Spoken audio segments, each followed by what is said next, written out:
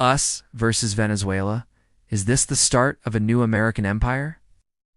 On the morning of January 3, 2026, surveillance satellites captured thermal signatures above Caracas the Pentagon analysts had been waiting months to see. American stealth helicopters flying in complete electronic silence descended into the heart of the Venezuelan capital while the city slept. Within 47 minutes, Nicolás Maduro and his inner circle were extracted from the Miraflores Palace and transferred to waiting aircraft. By sunrise, the president of Venezuela was in American custody. Facing narcotics trafficking charges in a federal courthouse in Miami, the operation was surgical, overwhelming, and designed to send a message that echoed far beyond the Caribbean. But to understand why American special forces landed in a sovereign capital to arrest a sitting head of state, we must look past the official justifications about drug cartels and humanitarian intervention. We must examine the geography of Venezuela, the $1.4 trillion in proven oil reserves beneath its soil, and the cold reality that great powers do not tolerate rival empires in their neighborhood. This is not a story about democracy versus dictatorship. It is a story about the reassertion of hemispheric dominance, the return of a doctrine that declared the Americas off-limits to foreign influence, and the question of whether the United States is entering a new age of territorial ambition or simply reclaiming what it believes it never truly relinquished. Chapter 1. The Doctrine returns. The Monroe Doctrine was announced in 1823 by President James Monroe in a speech to Congress that few Americans remember, but every Latin American government knows by heart. It declared that any European attempt to colonize or interfere in the Americas would be considered an act of aggression against the United States. For nearly 2 centuries, this principle shaped hemispheric relations. It justified the Spanish-American War, the annexation of Puerto Rico, the occupation of Haiti from 1915 to 1934, and the overthrow of governments in Guatemala in 1954, in Chile in 1973. But after the Cold War ended and the Soviet threat evaporated, American attention drifted. Wars in the Middle East consumed military resources and political capital. China's rise dominated strategic planning. Latin America was treated as a solved problem, a backyard that required minimal attention. That complacency created a vacuum, and into that vacuum stepped actors who understood that America's distraction was their opportunity. Hugo Chávez seized power in Venezuela in 1999, riding a wave of populist anger against a corrupt elite that had squandered the nation's oil wealth. But Chávez was not simply a domestic reformer. He was a geopolitical entrepreneur who recognized that the post-Cold War era had created space for challengers to American hegemony. He forged a strategic alliance with Cuba, sending 100,000 barrels of oil daily to Havana to keep the Castro regime alive when it was on the brink of economic collapse.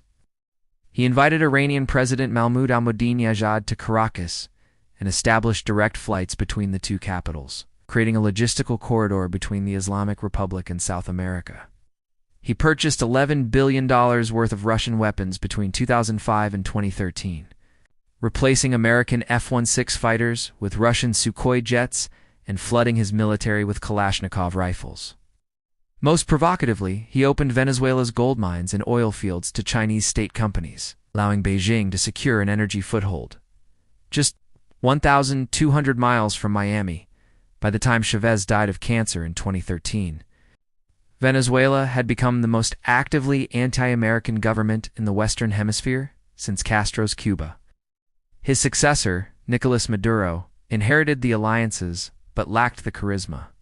When global oil prices collapsed in 2014, the Venezuelan economy imploded. GDP contracted by 80% over the next decade. Hyperinflation reached 1.7 million% in 2018, 6 million Venezuelans. Nearly 20% of the population fled the country, creating the largest refugee crisis in Latin American history. But the regime did not collapse. Instead, it adapted, transforming itself from a socialist government into a criminal enterprise. Senior military officials formed networks dubbed the Cartel of the Suns, trafficking hundreds of tons of cocaine annually from Colombia through Venezuela to markets in the United States and Europe. The regime laundered money through front companies, controlled illegal gold mining operations in the Amazon, and issued passports to individuals on terrorism watch lists. For Washington, this was not simply a humanitarian crisis or a regional problem. It was a direct threat to American security. Russian military advisors operated openly in Caracas. Chinese technicians maintained what remained of the oil infrastructure. Iranian cargo planes landed regularly at Venezuelan airports. The Monroe Doctrine, dormant for decades, was being violated in plain sight. Venezuela is not just another failed state in a troubled region. Its location makes it geopolitically indispensable, and its resources make it worth fighting for. Sitting at the northern edge of South America, Venezuela controls the southeastern approaches to the Caribbean Sea and commands shipping lanes that connect the Atlantic Ocean to the Panama Canal. Its 2,800-kilometer coastline faces both the Caribbean and the Atlantic, featuring natural deepwater ports at La Guaira, Puerto Cabello, and Maracaibo, capable of hosting naval fleets. Historically, control of the Caribbean has been synonymous with control of the Western Hemisphere. The British understood this when they maintained bases in Jamaica and Trinidad for centuries. The Soviets understood it when they placed nuclear missiles in Cuba in 1962, and the United States has understood it since the construction of the Panama Canal in 1914, turned the Caribbean into what naval strategists called an American lake. But geography is only half the equation. Beneath Venezuela's soil lies the Orinoco Oil Belt, a geological formation stretching across 55,000 square kilometers in the eastern interior. This underground reservoir contains an estimated 1.4 trillion barrels of extra-heavy crude oil, making it the largest proven petroleum reserve on the planet, surpassing even Saudi Arabia's legendary Ghawar field. In a stable, investment-friendly environment with modern extraction technology, Venezuela could produce 5 million barrels per day and generate over $100 billion annually in export revenue. Under Maduro, production collapsed to barely 500,000 barrels daily. The refineries at Paraguana and El Palito rusted into disrepair. Pipelines leaked crude into rivers. Skilled petroleum engineers fled to Colombia, Brazil, and the United States. But the oil remained underground, a prize waiting for whoever would ultimately control the territory. China recognized this potential early and moved aggressively. Between 2007 and 2020, Chinese state banks lent Venezuela over $60 billion, secured not against financial assets, but against future oil deliveries. The China Development Bank and the Export-Import Bank of China provided cash when Western institutions refused to lend. Chinese state companies took equity stakes in joint ventures with PDVSA, Venezuela's national oil company, gaining operational control of fields in the Orinoco Belt. When Venezuela defaulted on international bonds in 2017, China offered debt relief in exchange for expanded access to oil concessions and mining rights. Beijing was not investing in Maduro personally. It was positioning itself to dominate Venezuelan energy production regardless of who governed, betting that oil reserves outlast political regimes. Russia pursued a complementary military strategy. Between 2005 and 2017, Venezuela purchased over $11 billion in Russian arms, Sukhoi Su-30 fighter jets, T-72 tanks, S-300 air defense systems, and hundreds of thousands of Kalashnikov rifles. Russian military advisors trained Venezuelan forces in tactics designed specifically to resist American intervention. Rosneft, Russia's state oil giant, took operational control of several Venezuelan oil fields after PDVSA could no longer maintain them, ensuring Russian companies profited even as the Venezuelan state collapsed. From Washington's perspective, this was not an economic challenge. It was strategic encirclement. Before the helicopters came, the United States tried every tool short of direct military action. The Obama administration imposed targeted sanctions on Venezuelan officials involved in human rights abuses and drug trafficking, but avoided broad economic measures that would harm the civilian population. The approach was surgical, legalistic, and ultimately ineffective. Maduro's inner circle simply moved their assets to shell companies in tax havens and continued profiting from corruption. The Trump administration escalated dramatically in January 2019 after Maduro held fraudulent elections that no independent observer recognized as legitimate. The United States took an extraordinary step. It recognized opposition leader Juan as Venezuela's legitimate president, despite the fact that Maduro controlled the military, the territory, and every instrument of state power.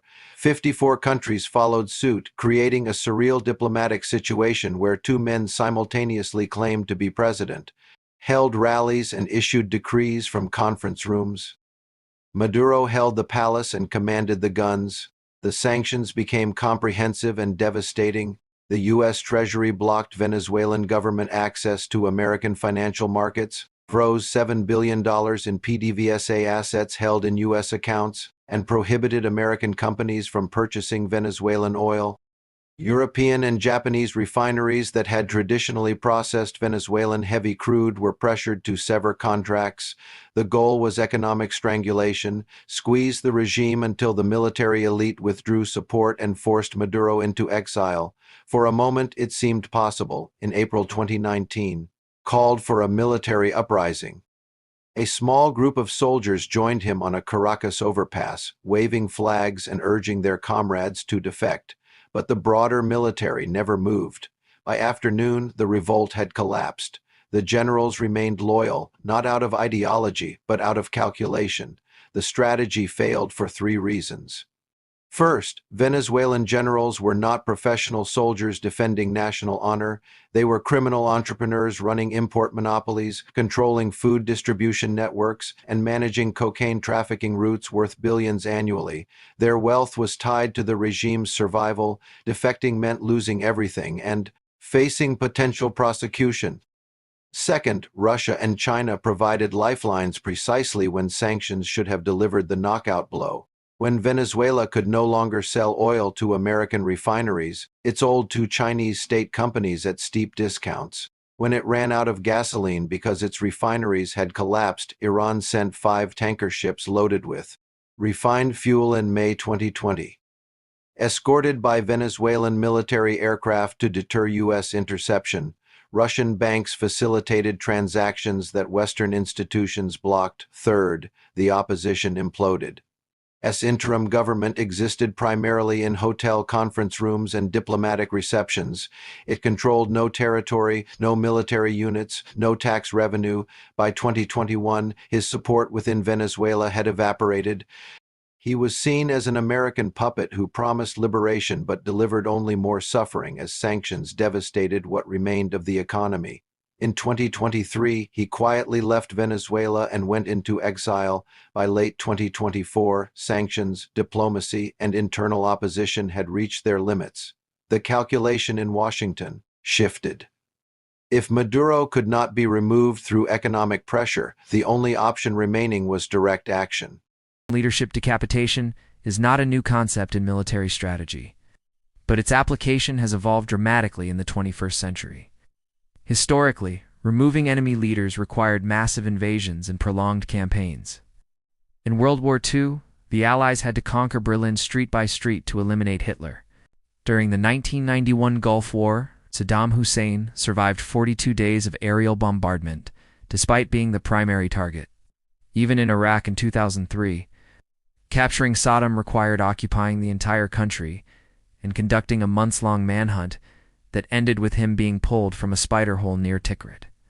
The transformation came with advances in intelligence collection, precision weaponry, cyber capabilities, and special operations training that made it possible to strike specific individuals without conquering entire nations. The model was perfected in the war against Al-Qaeda and ISIS, rather than occupy countries indefinitely. The United States developed the ability to locate, target, and eliminate specific individuals with minimal collateral damage and maximum psychological impact. Osama bin Laden was killed in his compound in Abbottabad, Pakistan in May 2011 without the Pakistani government's permission or advance knowledge. Abu Bakr al-Baghdadi, the self-proclaimed caliph of ISIS, was tracked to a remote village in northwestern Syria and eliminated by Delta Force operators in October 2019.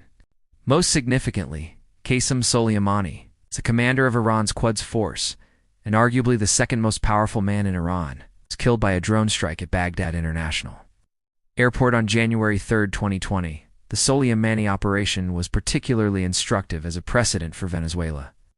It demonstrated that the United States was willing to target senior government officials of sovereign states, not just terrorist leaders operating in failed states.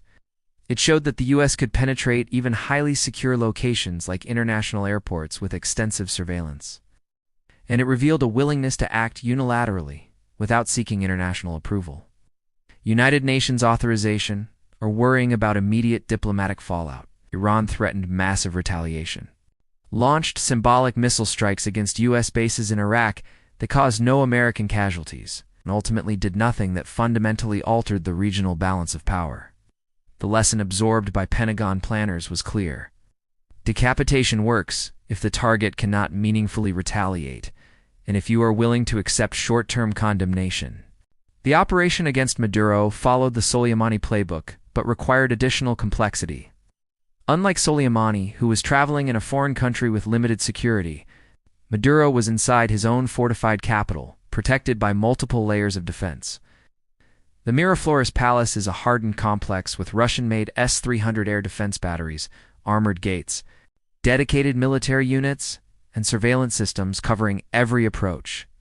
Maduro rarely left the palace, and when he did, traveled in armored convoys with counter-surveillance vehicles and helicopter escorts.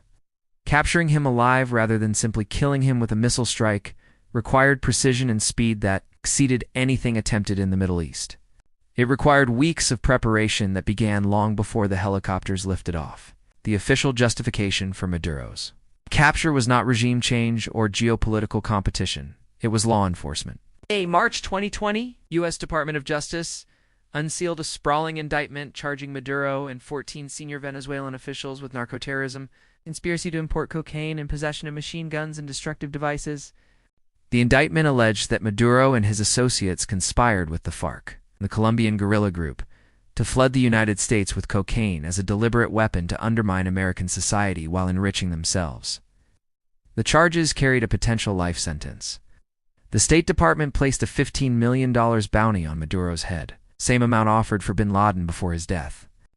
This legal framework was critical because it allowed the Trump administration to frame the operation as a transnational law enforcement action rather than an act of war. The United States was not invading Venezuela to overthrow its government or impose a preferred leader. It was arresting a wanted criminal who happened to hold the title of president. The distinction was legally significant, if not entirely convincing. Precedent existed. In December 1989, the United States invaded Panama with 27,000 troops and arrested General Manuel Noriega on drug trafficking charges. Noriega was transported to Miami, convicted in federal court in 1992, and imprisoned for 17 years. The international community condemned the invasion as a violation of Panamanian sovereignty. But the United States faced no meaningful consequences. The United Nations General Assembly passed a resolution deploring the invasion, but it was non-binding. Within months, the world moved on. The Maduro operation was even more defensible legally because it avoided a full-scale invasion. No American tanks rolled through Caracas. No occupation force was deployed to hold territory. No civilian infrastructure was destroyed. The operation targeted one individual and his immediate accomplices using precision tactics. From Washington's perspective, this was no different from capturing a drug lord in Mexico, a terrorist in Somalia, or a war criminal in the Balkans. Sovereignty, the administration argued, does not provide immunity for international criminals, running narco-states that directly threaten American citizens. Critics immediately challenged this narrative. International law scholars pointed out that arresting a sitting head of state without the consent of their government violates the principle of sovereign immunity enshrined in customary international law. The United Nations Charter prohibits the use of force against the territorial integrity or political independence of any state except in self-defense or with Security Council authorization. Venezuela had not attacked the United States. No imminent threat existed that would justify unilateral military action. Security Council had not authorized intervention. Russia and China denounced the operation as illegal aggression and demanded Maduro's immediate release in return. But the United States has a long history of interpreting international law creatively when its interests are at stake. The invasion of Iraq in 2003 lacked explicit Security Council authorization. The intervention in Libya in 2011 exceeded the mandate approved by the Security Council. The targeted killing of Soleimani in 2020 was conducted on Iraqi soil without Iraqi permission. The Maduro operation fit comfortably within this pattern of assertive unilateralism. The removal of Maduro created an immediate crisis of authority in Venezuela. For 25 years, the Chavista regime had been built around the personal power of its leaders. First Chávez's charisma, and then Maduro's control of the military and security apparatus. With Maduro in custody in Miami, the command structure fractured instantly. The critical question was whether the military would hold together under new leadership, splinter into competing factions, or simply collapse into warlordism. The man at the center of this uncertainty was General Vladimir Padrino Lopez, the Minister of Defense and the most powerful figure remaining inside Venezuela. Padrino had served as defense minister since 2014, making him one of the longest-serving military officials in the regime. He had overseen the military's transformation from a professional fighting force into a criminal enterprise that controlled food distribution, managed cocaine trafficking routes, and dominated illegal gold mining operations in the southern Amazon region. Padrino's loyalty to Maduro had been rooted in mutual dependence. Maduro needed the military to suppress dissent and maintain territorial control. Padrino needed Maduro to protect the military's criminal revenues and shield senior officers from prosecution. With Maduro gone, that bargain dissolved. Padrino faced an impossible choice. He could attempt to maintain the regime by declaring himself acting president and imposing military rule. But this would make him the next target of American operations. He could order the military to resist, mobilizing units to fight an insurgency against any transitional government. But fighting the United States was suicidal and would result in his own death or capture.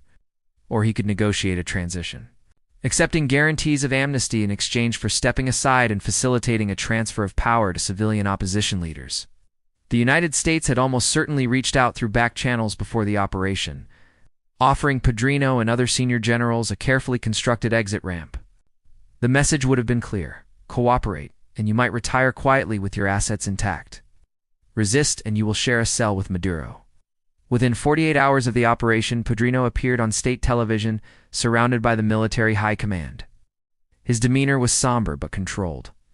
He condemned the U.S. operation as a violation of sovereignty but did not call for armed resistance or popular mobilization. He announced a 30-day state of emergency and pledged to maintain public order. Most tellingly, he did not declare himself acting president or invoke constitutional provisions that would have allowed him to assume executive power. He acknowledged that the political situation was complex and unprecedented, and called for dialogue with all sectors of Venezuelan society, including the opposition. This was the language of a man preparing to negotiate terms of surrender, not fight. But the military was not a unified bloc. While Padrino and the senior generals in Caracas calculated their survival, mid-level officers and paramilitary groups faced entirely different incentives.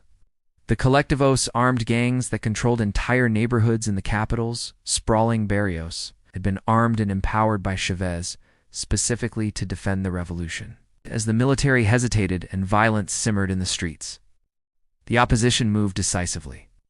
María Corina Machado had been preparing for this moment for years. Former legislator, businesswoman, and engineer, Machado had emerged as the most uncompromising voice against the Maduro regime. She refused to participate in sham negotiations brokered by sympathetic governments. She rejected calls for gradual transition or power-sharing arrangements. She demanded Maduro's immediate removal and the prosecution of regime officials for crimes against humanity. This uncompromising stance made her a pariah in diplomatic circles where compromise was valued. But it made her a hero to millions of Venezuelans who were tired of betrayal and false promises. In October 2023, Machado won the opposition primary with an overwhelming 92% of the vote, landslide that demonstrated her unmatched popularity across demographic groups.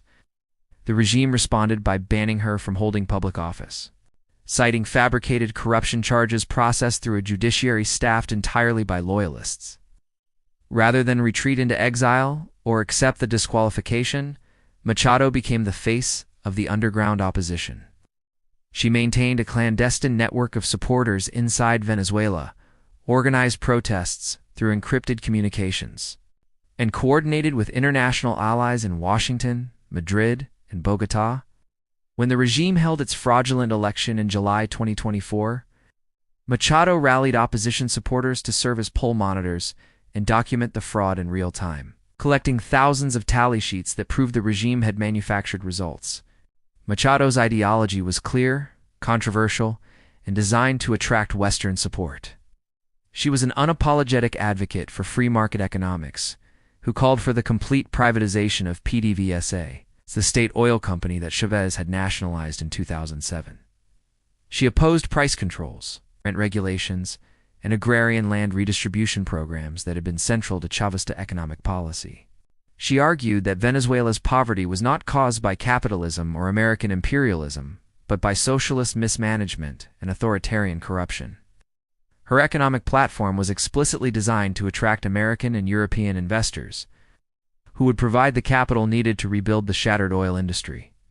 But it was also deeply unpopular among millions of poor Venezuelans who still revered Chávez's memory and blamed the United States for their suffering under sanctions.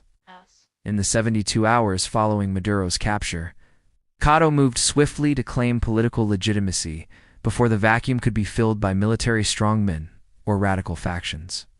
She appeared via secure video link from an undisclosed location, calling for calm and announcing the formation of a National Transitional Council.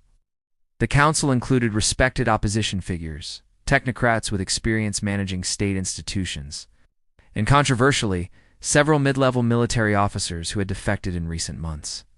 She did not claim to be president, but positioned herself as the leader of a government in waiting that represented the democratic will expressed in the stolen 2024 election.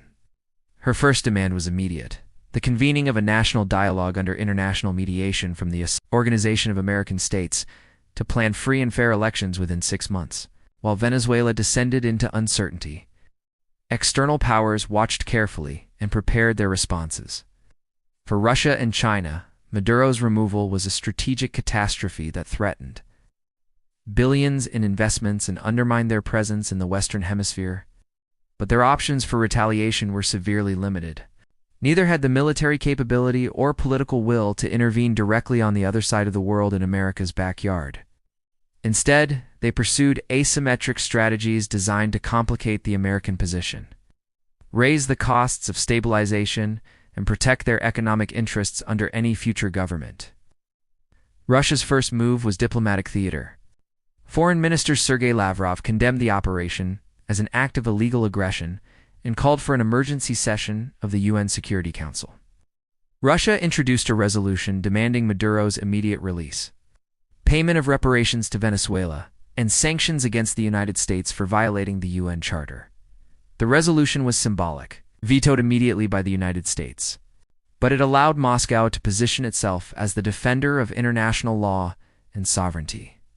Russian state media launched a propaganda campaign framing the operation as proof that America was a lawless empire that would stop at nothing to dominate weaker nations and steal their resources. More concerning was Russia's activity in the cyber domain. Within 72 hours of the operation, a series of sophisticated cyber attacks targeted U.S. financial institutions, energy infrastructure, and municipal water systems in cities across the eastern United States. While definitive attribution in cyberspace is always uncertain, the techniques matched those used by Russia's GRU military intelligence agency in previous operations against Ukraine and Estonia. The attacks were not catastrophic but were clearly calibrated to send a message. If the United States was willing to violate norms by capturing foreign leaders, Russia was willing to violate norms in return. The escalation risk was real and dangerous. If cyber conflicts spiraled beyond symbolic retaliation, the consequences could extend far beyond Venezuela into direct confrontation between nuclear powers. China's approach was more calculated and economically focused.